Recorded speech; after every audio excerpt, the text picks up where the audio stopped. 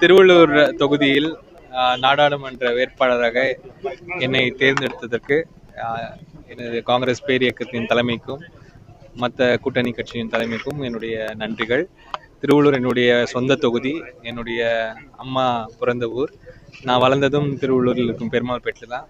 So இந்த மண்ணும் இந்த மக்களும் எனக்கு ரொம்ப தெரிந்த ஒரு இந்த இடத்துக்கு மறுபடியும் நான் இந்த ஒரு சர்வீஸ் செய்ய எனக்கு ஒரு சான்ஸ் கிடைச்சதுக்கு எனக்கு அது ஒரு பெரிய பாக்கியமாக நான் பார்க்குறேன். திருவள்ளுடைய விஷயங்கள், பிரச்சனைகள் எல்லாத்தையுமே என்னால் புரிஞ்சிக்க முடியும்.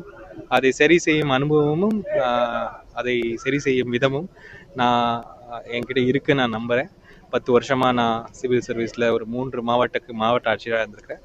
கண்டிப்பாக அடுத்த 5 ஆண்டுகளில் திருவள்ளூரில் ஒரு வளர்ச்சி கண்டிப்பாக இது எல்லாருக்கும் தெரியுமாறு நாம் செய்வோம். கண்டிப்பாக